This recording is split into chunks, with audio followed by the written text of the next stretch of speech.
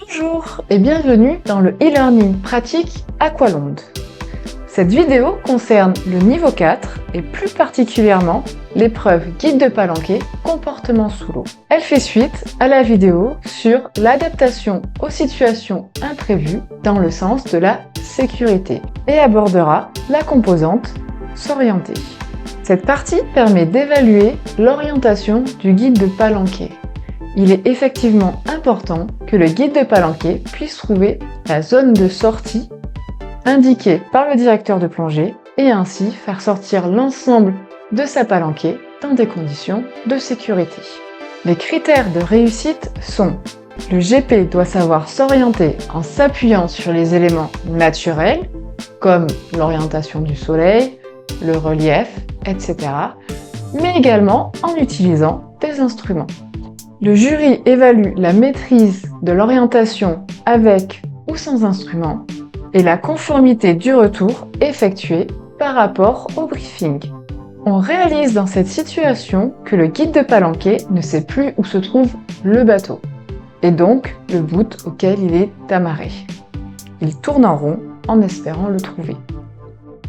Comment auriez-vous pu faire mieux? Voici une proposition de solution.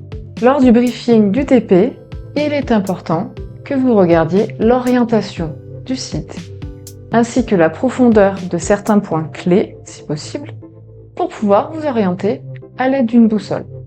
Lors de votre immersion, prenez des repères comme l'orientation du soleil, le relief, certains points fixes, etc., qui vous aideront à vous repérer s'il faut que vous retrouviez le bout en fin de plongée.